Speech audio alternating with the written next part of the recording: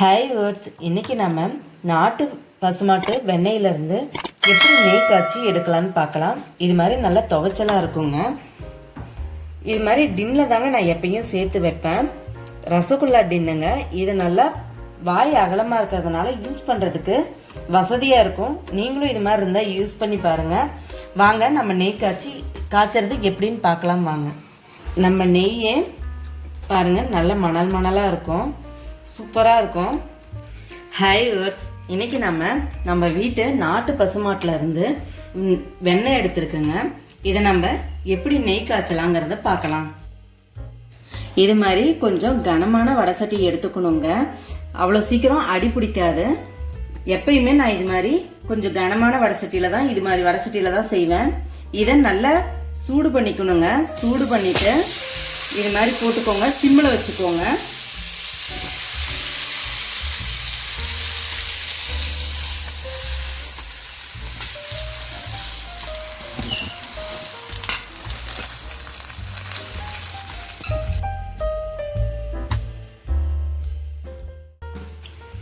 கொஞ்சம் கொஞ்சமாக உருகிட்டே வருதுங்க. இது 1.5 கிலோ வெண்ணெய்ங்க. நம்ம மீடியம் ஃப்ளேமில் இது ஃபுல்லாக கரையிற வரைக்கும் மீடியம் ஃப்ளேமில் கூட வச்சுக்கலாம். நான் சிம்மில் வச்சுப்போங்க.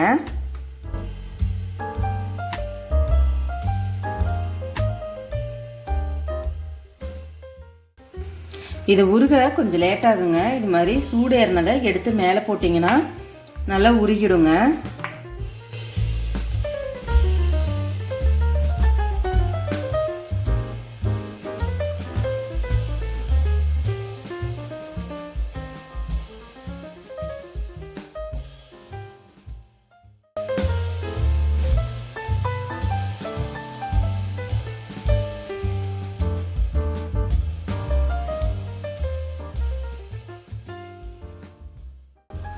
பாருங்க, நல்லா உருகி வருது.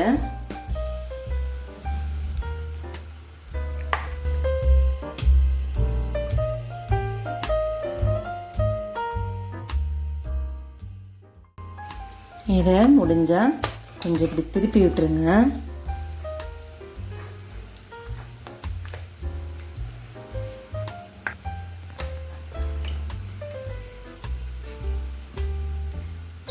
நம்ம வெண்ணெய் எல்லாமே கரைஞ்சிருச்சு. இன்னும் லேசாக இருக்குங்க. மீடியம் ஃப்ளேமில் வச்சுருந்தீங்கன்னா சிம்மில் வச்சுக்கோங்க.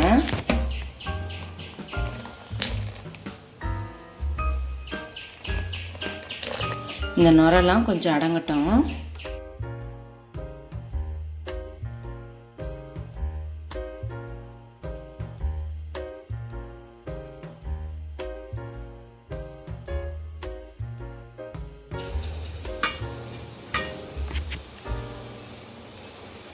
கொதிலாம் நல்லா அடங்கிடுச்சுங்க. பாருங்க, நுரை இருக்கிறதெல்லாம் நல்லா தெளிஞ்சு வந்துருச்சு. இன்னும் இதெல்லாம் கொஞ்சம் இதுக்கு கண்ணாடி மாதிரி வந்துச்சுன்னா கரெக்டான பதங்க. நீங்கள் இதுக்கு முன்னாடியே எடுத்து வச்சிட்டிங்கனாக்கா நெய் கெட்டு போயிடுங்க.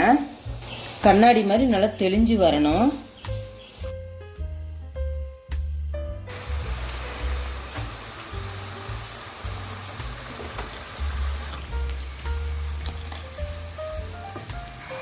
நம்ம நெய் ரெடி ஆகிட்டே வருதுங்க. இங்கே பாருங்கள், சுற்றிலும் கண்ணாடி மாதிரி ஆகிட்டே வருது.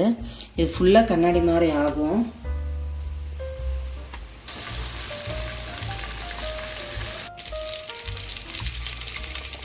பாருங்க, கண்ணாடி போல் வந்துருச்சு. அடியில் இருக்கிறதும் நல்லா மேலே தெரியும், எண்ணெய் மாதிரியே.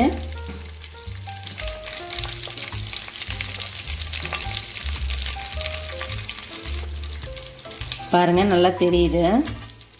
எண்ணெய் மாதிரியே வந்துருங்க. இங்கே பாருங்க, அடியில் இருக்கிறதும் நல்லாவே தெரியும்.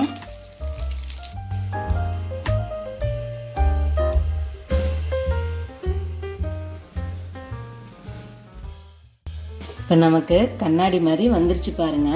நம்ம அடியில் இருக்கிறதெல்லாம் பாலாடை அடியில் இப்படி நின்றுக்கோங்க. இப்போ நல்லா நெய் காஞ்சிருச்சான்னு பார்க்கறதுக்கு இது மாதிரி முருங்கைக்கீரையை இப்படி வைங்க. பாருங்க, நெய் காஞ்சிக்கிச்சு.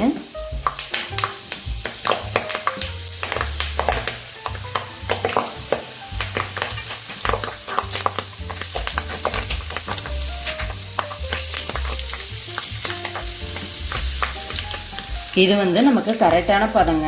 இப்போ நம்ம அடுப்பை ஆஃப் பண்ணிடலாம். முருங்கைக்கீரை வேஸ்ட் ஆகுன்னு நினைக்காதீங்க. சாப்பாடு சாப்பிடக்குள்ள இதை உருவி நல்லா பிசைஞ்சு சாப்பிட்ருங்க. அருமையாக இருக்கும். நெய் வாசம் நல்ல மணமாக சூப்பராக இருக்குங்க முருங்கைக்கீரை போட்டால்.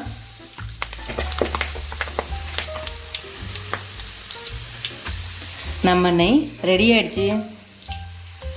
நீங்களும் இது மாதிரி ட்ரை பண்ணி பாருங்கள். சூப்பராக நெய் காய்ச்சி வரும்.